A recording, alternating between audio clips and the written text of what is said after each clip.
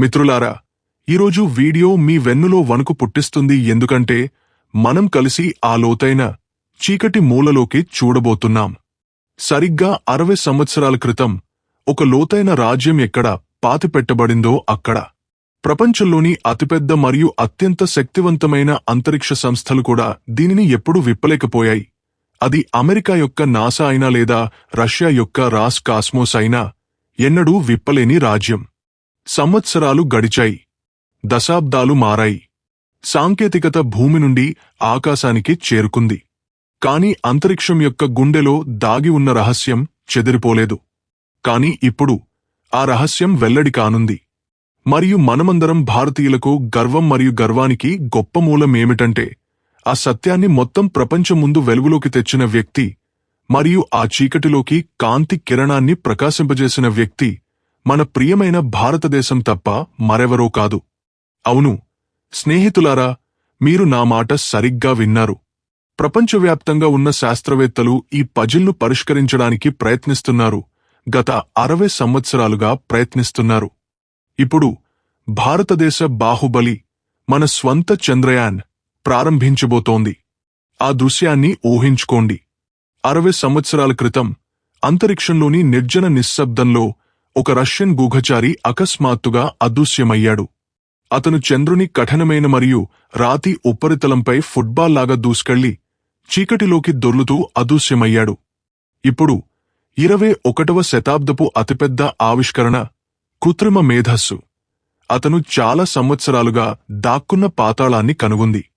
ఇది చల్లని యుద్ధ సమయంలో ఆ భయంకరమైన జాతి కథ అమెరికాను అధిగమించి తన శక్తిని నొక్కి చెప్పడానికి సోవియట్ యూనియన్ చంద్రునికి తన మొదటి సజీవ రుజువును పంపింది. 1966 నాటి చనిపోయిన మిషన్ చరిత్ర యొక్క దుమ్ము దులిపిన పేజీల నుండి బయటపడింది. మరియు ఇప్పుడు భారతదేశం ఆకాశమంత ఎత్తులో ఉంది. ప్రపంచంలోని గొప్ప శాస్త్రవేత్తలు దాని శక్తిని చూసి ఆశ్చర్యపోయారు. కాబట్టి మిత్రులారా, మీరు నిజమైన భారతీయులైతే మరియు ఇస్రో విజయం పట్ల చాలా గర్వంగా ఉంటే ఈ వీడియోను ఇప్పుడే లైక్ చేయండి. మరియు జై హింద్ అని కామెంట్ చేయడం. మీరు ఛానల్కు సభ్యత్వాన్ని పొందకుంటే క్రింద ఉన్న రెడ్ బటన్ను నొక్కి బెల్ మోగించండి. తద్వారా మీరు అంతరిక్షం మరియు భారతదేశం నుండి అటువంటి పేలుడు వార్తలను పొందవచ్చు. మరింత ఇన్ఫర్మేటివ్ వార్తలు ముందుగా మీకు చేరతాయి. మనం ఈ ఉత్తేజకరమైన ప్రయాణాన్ని ప్రారంభించి దాని గురించి లోతుగా తెలుసుకుందాం. శాస్త్రవేత్తలకు నిద్ర లేకుండా చేస్తున్న 60 ఏళ్ల రహస్యమేమిటి? మిత్రులారా, అంతరిక్ష ప్రపంచంలో నిశ్శబ్దం. వాషింగ్టన్లోని వైట్ హౌస్ నుండి మాస్కోలోని క్రెమ్లిన్ వరకు శాస్త్రవేత్తలు మరియు నాయకులను దిగ్భ్రాంతికి గురిచేసే ఒక షాకింగ్ న్యూస్ వచ్చింది. బీట్లు పెరిగాయి. ఈ విషయం ఈ రోజు లేదా రేపటిది కాదు. ప్రపంచం మొత్తం 2 భాగాలుగా విడిపోయిన ఆ యుగం ఇది. మరియు చంద్రుడిని పట్టుకుని ఆకాశాన్ని స్వాధీనం చేసుకునేందుకు ప్రపంచంలోని 2 అగ్రరాజ్యాల మధ్య ఒక వింత పిచ్చి ఉంది. మన దగ్గర కాలిక్యులేటర్లు కూడా లేని ఆ కాలంలో కేవలం స్మార్ట్ ఫోన్లను వదిలివేసేవారు. కంప్యూటర్ మొత్తం గదిని ఆక్రమించినప్పుడు దానికి సమానంగా ఉపయోగించబడింది. ఆ సమయంలో చంద్రునిపై ఒక యంత్రం దిగింది. చరిత్ర సృష్టించి మానవ నాగరికతకు కొత్త దిశానిర్దేశం చేశాడు. కాని అప్పుడు సమయమతని అసలు స్థానం ధూళిలో పోయింది. అది ఎడారిలో పోయినట్లుగా. ఒక చిన్న సూది పడిపోయి ఉండవచ్చు. 60 సంవత్సరాలు. అవును, 60 సంవత్సరాలుగా ప్రపంచంలోని అతిపెద్ద అంతరిక్ష ఏజెన్సీలు, అతిపెద్ద రాడార్లు మరియు ప్రపంచంలోని అత్యంత శక్తివంతమైన టెలిస్కోప్ పజిల్ను పరిష్కరించడంలో విఫలమైంది. మానవ కళ్లను కనుగొనడంలో పదే పదే మోసపోయిన ప్రదేశం. ఖాతి ఈరోజు ఒక కొత్త సాంకేతిక విప్లవం అక్కడ తట్టింది. ఈ వార్త కేవలం స్పేస్ చెత్త లేదా పాత చెత్తను కనుగొనడం గురించి కాకుండా ఇది కొత్త సాంకేతిక సామ్రాజ్యం యొక్క ప్రకటన. దీనిలో నిర్ణయాలు తీసుకునే మరియు సత్యాన్ని అంతం చేసే అధికారం ఇప్పుడు భారతదేశం చేతిలో ఉంది. వస్తోంది. ఒకవైపు చనిపోయిన వ్యక్తిని తిరిగి బ్రతికించానని మరియు కోల్పోయిన వస్తువును కనుగొన్నానని చెప్పుకునే ఆర్టిఫిషియల్ ఇంటెలిజెన్స్ AI యొక్క తెలివైన మనస్సు ఉంది. మరోవైపు ఈ వాదనకు తుది మెరుగులు దిద్దడానికి ప్రపంచం మొత్తం కళ్ళు ఇప్పుడు భారతదేశం వైపు కేంద్రీకృతమై ఉన్నాయి. చంద్రుని ప్రతి అంగుళాన్ని చూస్తున్నట్లుగా నిరుత్సాహపడిన ఆ సైనికుడు ఆ 60 ఏళ్ల వ్యక్తి ఏమిటి రహస్యం? ప్రపంచవ్యాప్తంగా ఉన్న శాస్త్రవేత్తలు అకస్మాత్తుగా భారతదేశం యొక్క చంద్రయాన్ వైపు ఎందుకు ఆశతో చూస్తున్నారు మరియు ఎలా? ఒక కంప్యూటర్ సాఫ్ట్వేర్ మరియు భారతదేశం యొక్క ఆర్బిటర్ చరిత్రలో అతిపెద్ద మరియు పురాతన రహస్యాన్ని ఛేదించబోతున్నాయి. ఈరోజు మేము ఈ పేలుడు వార్త యొక్క పూర్తి సత్యాన్ని వెల్లడిస్తాము, ప్రతి పొరను వెల్లడిస్తాము. తద్వారా మీరు భారతదేశం యొక్క స్థాయిని అర్థం చేసుకోవచ్చు. నేడు ప్రపంచంలో భారతదేశం ఎంత పెద్దదిగా మారిందో. కాబట్టి మీ అభిప్రాయాన్ని నిలబెట్టుకుని వీడియో చివరి వరకు మాతో ఉండండి. ఎందుకంటే నిజమైన థ్రిల్లర్ ఇంకా రాలేదు. ఇప్పుడు మీ మనస్సులను ఒక ఫ్లాష్ బ్యాక్లోకి తీసుకెళ్దాం. మీ సీట్ బెల్ట్లను కట్టుకోండి. మనం కాలచక్రాన్ని వెనక్కి తిప్పుతున్నందున మీ సీట్ బెల్ట్లను గట్టిగా బిగించుకోండి. ఈ మొత్తం ఆట జరిగిన యుగాన్ని మనం అర్థం చేసుకోవడానికి ప్రయత్నిస్తున్నాము. ప్రారంభమైంది. ఇది 2025 లేదా 2026 డిజిటల్ యుగం కాదు మిత్రులారా. ఇది భయంకరమైన 1966.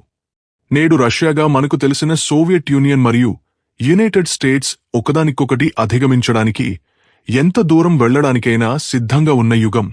అవును, వారు ఒకరినొకరు అధిగమించడానికి ఎంత దూరం వెళ్లడానికైనా సిద్ధంగా ఉన్నారు. మీరు దాని గురించి చరిత్ర పుస్తకాలలో అంతరిక్ష పోటీగా చదివారు. కాని వాస్తవానికి ఇది ఒక సాంకేతిక యుద్ధం. బుల్లెట్లు లేని యుద్ధం. ఓడిపోయిన వ్యక్తికి ఓదార్పు బహుమతి ఉండదు. ఆ సమయంలో చంద్రుడిని చేరుకోవడం కేవలం సైన్స్కు సంబంధించిన విషయం కాదు. వారి సూపర్ పవర్ మీసాలను ప్రదర్శించడానికి ఒక మార్గం. ఇది ప్రపంచానికి చూపించడానికి ఒక అవకాశం. ఎవరి భావజాలం, ఎవరి సాంకేతికత మరియు ఎవరి సైన్స్ మరింత శక్తివంతమైనవో. అమెరికా మరియు రష్యా రెండు పిచ్చివాళ్లలా ప్రవర్తిస్తున్నాయి. వారు తమ $1 బిలియన్ యంత్రాలను చంద్రుని వైపు ప్రయోగిస్తున్నారు. ఇది ఎవరైనా అన్నింటినీ పణంగా పెట్టినట్లుగా ఉంది. మీరు దానిని తెలుసుకుంటే ఆశ్చర్యపోవచ్చు. ఈరోజు మనం చాలా లోతుగా చర్చిస్తున్న మిషన్ లూనా రష్యా యొక్క అనేక మిషన్లలో మొదటిది మిషన్లు. కాని అవన్నీ గాలిలో పేలిపోయాయి.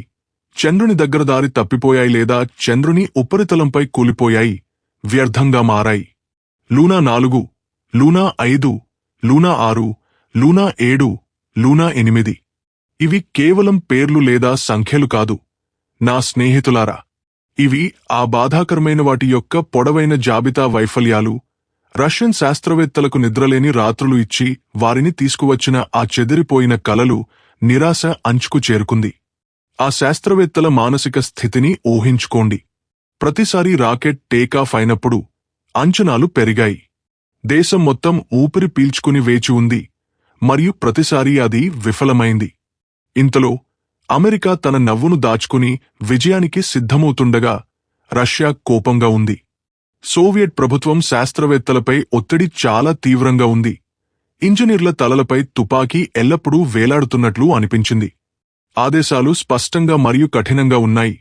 చంద్రునిపై మృదువైన ల్యాండింగ్ చేయండి, అంటే యంత్రాన్ని పని చేయగలిగేలా సున్నితంగా ల్యాండ్ చేయండి, లేదా ఓటమిని అంగీకరించి ప్రపంచం మొత్తం ముందు ఇబ్బంది పడటానికి సిద్ధం చేయండి.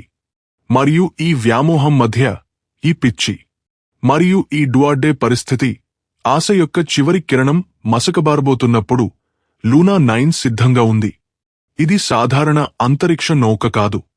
ఈరోజు మీరు మరియు నేను భారతదేశ విక్రమ్ ల్యాండర్ గురించి మాట్లాడేటప్పుడు అది తన స్వంత అగ్నిని ఉపయోగించి చంద్రుని ఉపరితలంపై సున్నితంగా మరియు నెమ్మదిగా దిగిందని మనకు తెలుసు. కాని అప్పట్లో సాంకేతికత అంత తెలివైనది మరియు అధునాతనమైనది కాదు.